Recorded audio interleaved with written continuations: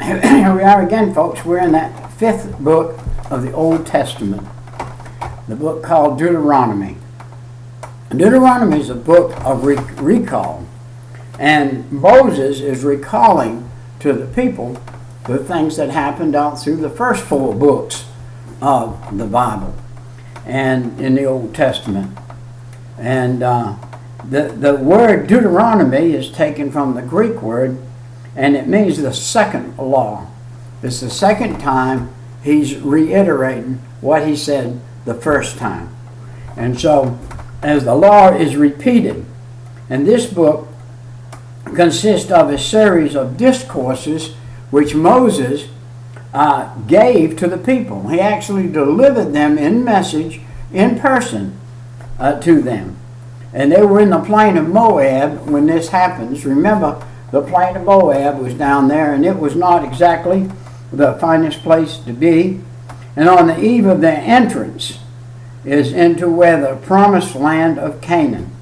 As soon as they came out of there, they went into the promised land of Canaan. These discourses are addressed to every member, not just the congregation of priests or the Levites, or especially it's to every member of the congregation of Israel, and not just a small segment, such as the Levites. And this discourse are not the second law in the sense of being different law, but the same law repeated. And the way that they spoke in that day, they called it the second law.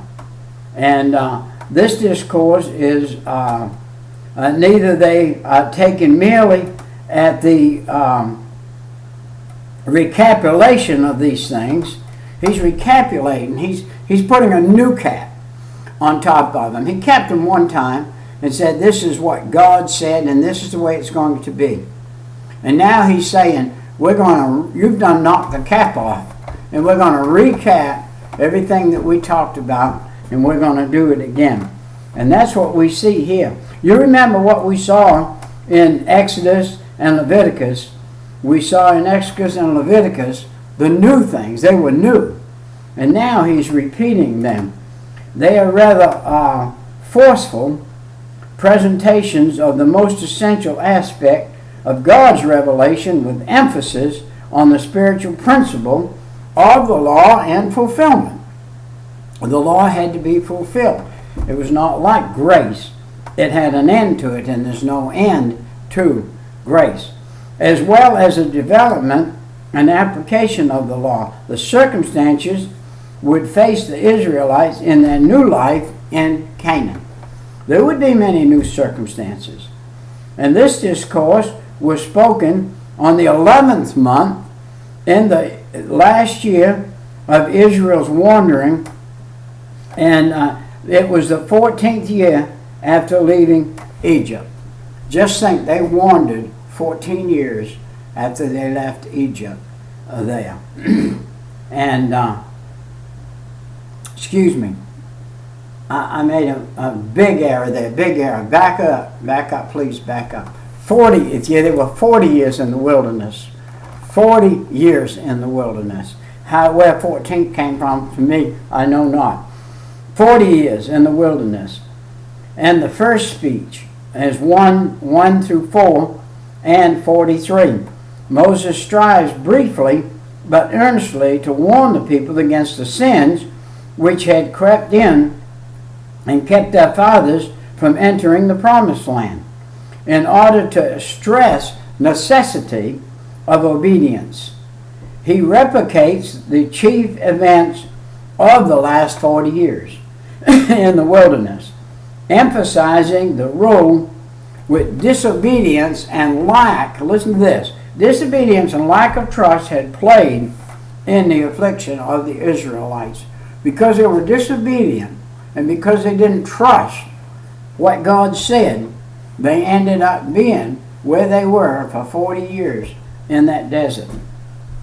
Now the second discourse is in chapter 4, 44 and 26, all the way through to 26 and 19. It enters more fully into the precepts of the law. It may be viewed as the body of the whole address, the former beings and instruction in this section is historical and legal, consisting of a review of Israel's moral and civil statutes and testimonies and judgment. And this discord is broken into the main section, section 1, in chapters 5 through 11. It is an exposition of the Ten Commandments. You know, they've had the Ten Commandments, and they have them now, and they have them in their hand. In chapters 12 and 26, a group of special statutes on various matters consisting of strong ethical and religious emphasis. I would have not liked to have lived in that day and had to try to keep the Ten Commandments as a rules and regulations. You couldn't hardly step without breaking one of the commandments. The commandments were given to us to show the depravity of man. Man is so deprived. He is in such depravity, he can't follow those things that he needs to. The third discourse in 27, 1 through 31, and in 30, deals primarily with the blessings and obedience and the cursings and disobedience. Moses now speaks in conjunction with the earlier of the people, with the elder of the people and the priest and the Levites, whose office it would be to carry out the ceremony in which Moses described in this discourse. The place selected for the ceremony was the spot in the center of the land where the first altar to God had been erected.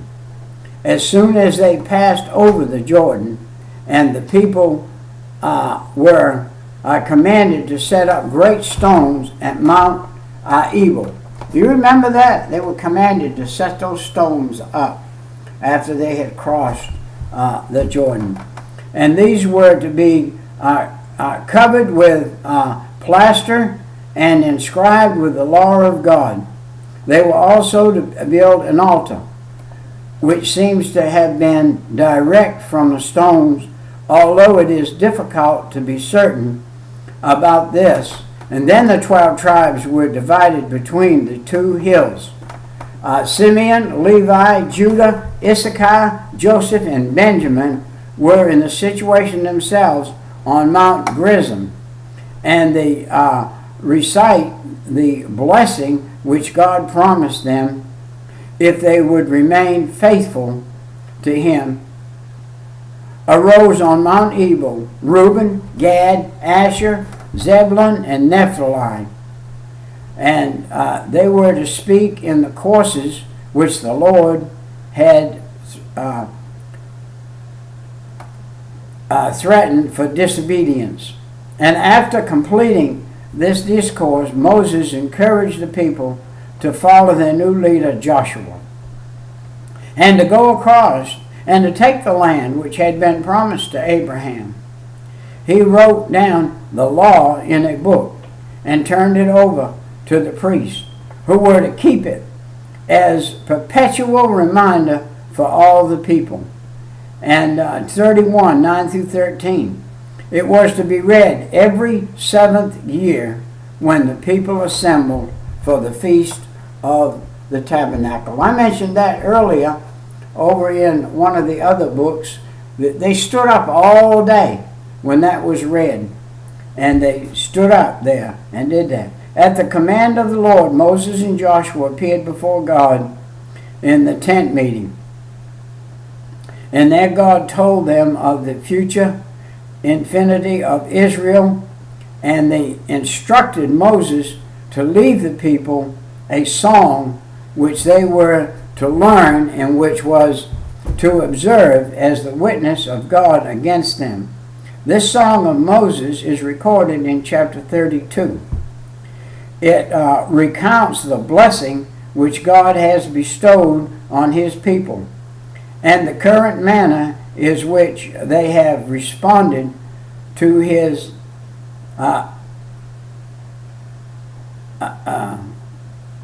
benefits. And chapter 33 contains Moses' blessing on the people. Chapter 34 records the brief account of death of the great leader of Israel. Let's now venture over to chapter 32 here in Deuteronomy and take a look at chapter 32 in Deuteronomy. Joshua, Judges, Leviticus, Deuteronomy. Okay, come on. If you're doing the same thing, you're doing like me. You're looking for Deuteronomy 32. And isn't it funny that if you're not looking for something, you open your Bible and it falls right out to you. And then when you want to turn your pages, you can't turn them. Give ear, O Israel. This is Moses' song. Give ear, O Israel, is what he says. Give ear, O ye heavens, and I will speak, and hear, O earth, and words of my mouth.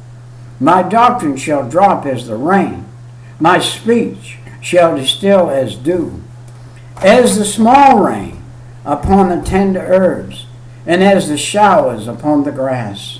Because I will publish the name of the Lord. Ascribe ye greatness unto our God. He is the rock. His work is perfect. For all his ways are judgment. A God of truth, and without iniquity.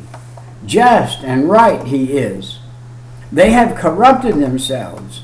Their spot is not the spot of his children. They are a perverse and crooked generation. Do ye thus, requite the Lord, O foolish people, and unwise? It is not he, thy father, that hath brought thee, and hath he not made thee and established thee? Remember the days of old. Consider the years of my generation. Ask thy father, and he will show thee, thy elders, and they will tell thee. You can ask your father, and you can ask your elders, and they're going to tell you.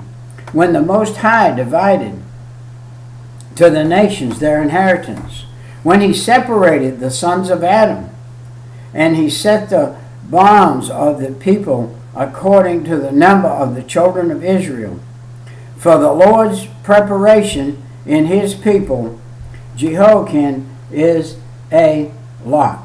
Let me see. Let's back up a few minutes. Remember the days, consider the years of many generations. Ask the Father, and he will show thee the elders, and they will tell thee when the Most High divided the nations and inheritance, when he separated of Adam, when he separated the sons of Adam. I do not know if I've read that. I do not know that if I ever took note of it. I would like to take note of it. It says in chapter 9 and verse 6. You know, you can pass by things and not see them. I undoubtedly have read this. And let's see what it says again.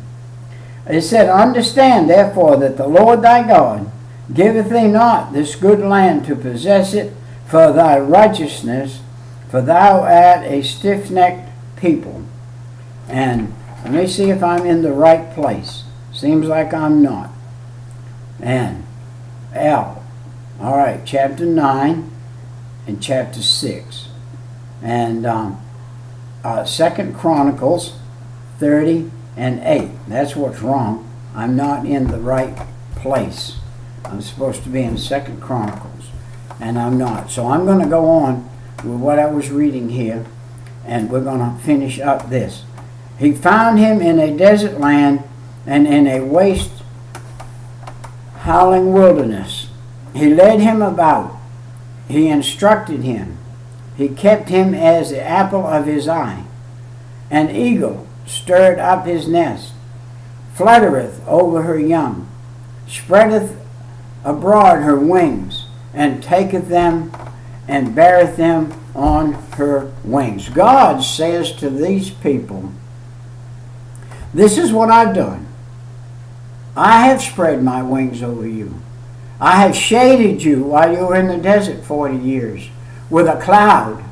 I have warmed you at night with a fire over you. I have given you a place to worship, a tabernacle that you could go and worship.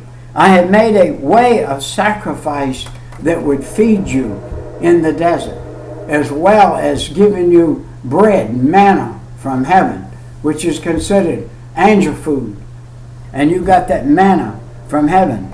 So the Lord alone did lead him, and there was no strange God with him.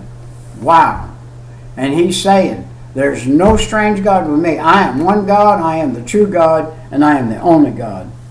He made him ride on the high places of the earth, that he might eat the incense, the increase of the field, and that he made him to suck honey out of the rock, and oil out of the flinty rock. We are seeing a picture here of the Son of God coming in the future in this. I know this is not a future casting of Jesus Christ coming, but all things that refer to the future of the children of God, not just the children of Israel, not just the Jewish people, but the Gentiles that have been grafted in. And butter of kind and milk of sheep, with fat of lambs and rams, and of the breed of the Bashan, that would be bulls and goats, with the fat of the kidneys of the wheat and of the dust, drink pure, and the blood of the grapes. That's the juice of the grapes. And he gave grapevines, and he allowed things to grow there that would not normally grow. And they're moving in to the land of milk and honey. Remember that. Where they're going to be given all of this stuff.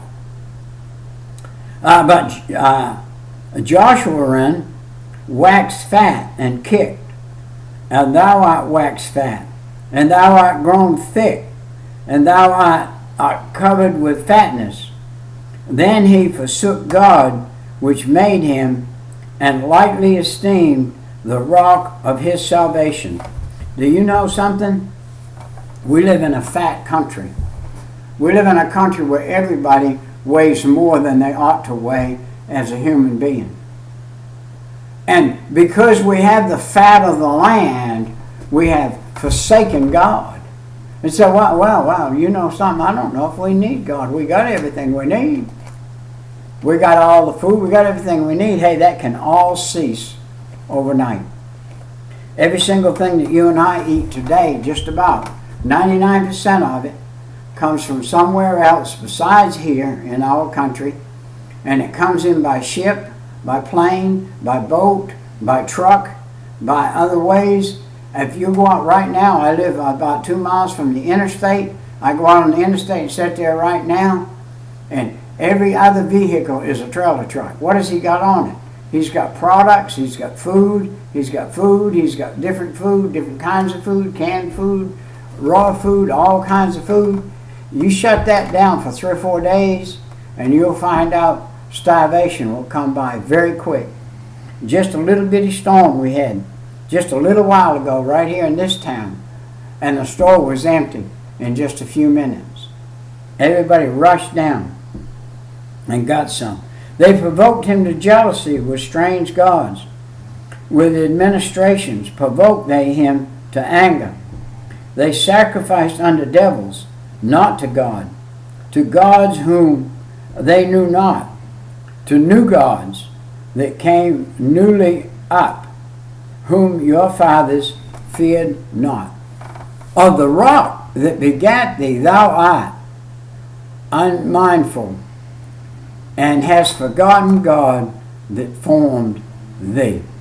These folks had forgotten that God was the one, that he's the one that gave them what they have. And then when the Lord saw, he was abhorred them, because they provoking him, his sons, and of his daughters. And what he's saying here in Deuteronomy, he's saying that you need to shape up in Deuteronomy and come about the things that are godly. And you're being ungodly. And that's what he's saying. Be godly. And he's telling them that. So God won't have to rebuke them anymore. He said, I will hide my face from them. I will see what their end shall be. For they are a very froward generation, children in whom is no faith. They have moved me to jealousy with that which is not God. They have provoked me to anger with their vanities, and I will move them to jealousy with those which are not a people. I will provoke them to anger with a foolish nation. For a fire is kindled in my anger, and shall burn under the lowest hell, and shall consume the earth and her increase, and set on fire the foundations of the mountains. All this is to come about, yet I will heap mischief upon them. I will send mine arrows upon them. They shall be burnt with hunger, and devoured with burning heat, and with bitter destruction. I will also send the teeth of beasts upon them, with the poison of the serpent in the dust. Wow. And the sword without and terror within sword without and terror within, and destroy both young men and young virgins, and the suckling, also with the man of gray hair. Wow. This is a condemnation of those that abhor God or that do not follow God. I said I would scatter them into the corners, into the world, and make the remembrance of them to cease among men. We have had many nations come and go. People have said, well, we don't know anything much about the Incas or whatever, but they left a whole bunch of nice stuff behind, but we don't know where they came from or where they went. And they were gone. Where it's not that I fear the wrath of the enemy, lest their adversaries should behave themselves strangely, and lest they should say, our hand is high, and the Lord hath not done this at all. For they are a nation void of counsel. They are void of counsel. Is there any understanding in them? Oh, that they were wise, that they understood, thus that they would consider their latter end. It sounds to me like he's preaching this message today in 2018, if you ask me. This is like we are today. How should one close 1,000 and two put 10,000 to flight, except their rock has sold them, and the Lord hath shut them up? For their rock is not as our rock, even our enemies themselves being judged. For their vine is of the vine of Sodom, and of the field of Gomorrah, and their grapes are grapes of gall and bitterness. This is one of the best scriptures right here that you've ever seen in the Bible, where it talks about another vine. The vine of the world is not the vine of God. The vine of God, the true vine, is Jesus Christ. And his true vine is righteousness. And that's what comes, righteousness. Their wine is poison of dragons, and their cruel venom of asp. Is it not this land up in store with me, and sealed up among my treasures? To me belongeth vengeance and recompense. Their foot shall slide in the due time, for the day of their calamity is at hand, and the things that shall come upon them make haste. Woo-wee. There's 52 verses in this chapter, and we're on 36, 35, 36. For the Lord shall judge his people, and repent himself for his servant, when he seeth that their power is gone, and there is none shut up or left. And he shall say, Where are their gods, thy gods? Or where are they, the rock in whom thou trusted, which did eat the fat, sacrifice in dark wind, and that they drank offering? Let them rise up and help you, and be your protection. See now that I, even I, am he, that there is no God with me. I kill and I make alive. I wound and I heal. Neither is there any that can deliver out of my hand. This is the God of heaven. There is nothing or nobody or anything can come against the God of heaven without him giving them the right. For I lift up my hand to heaven and say, I live forever. And verse 40, God lives forever. And verse 41, if I whet my glittering sword, and my hand take hold on judgment, I will render vengeance to mine enemies, and will reward them that hate me. I will make mine arrows drunk with the blood, and my sword shall devour flesh, and that with the blood and slain and the captivity, from the beginning of the revenge unto the enemy. Wow. And we see and that, and we see with, and we see again and, we see the things he's saying. Rejoice, O ye nation, with his people, for he will avenge the blood of his servants, and will render vengeance to his adversaries, and will be merciful unto his land and to his people. So he said that God is going to do your protecting. God is going to come out for you, and he's going to take care of you. And all of that ugly that I read a few minutes ago was what they had for 40 years in the wilderness. And now they're fixing to come out. And the Lord spake unto Moses that same day, saying, Let thee get thee up this mountain, Abram, unto Mount Nebo, which is in the land of Moab, that is over against Jericho. And behold, the land of Canaan, which I give unto the children of Israel for possession. In verse 49, God gave that land, the land of Moab, unto the children of Israel. Down in the valley there where in Jezreel was, and down there where many other things were, at Mount Nebo. And die in the mount whither thou goest up, and be gathered into thy people, as Aaron thy brother did in the Mount Hor, and was gathered into his people, because ye trespassed against me among the children of Israel at the waters of Meribah, Kadesh, in the wilderness of Zin, because ye sanctified me not in the midst of the children of Israel. Yet thou shalt see the land before thee, but thou shalt not go thither unto the land which I give the children of Israel. Wow. We need to be careful because we're under the same auspices in the big sense of the word today.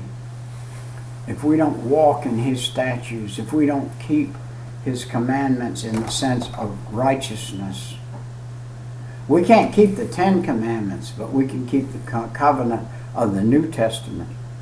That is to put Jesus first in everything. And that's what we are to do if we're going to follow him today.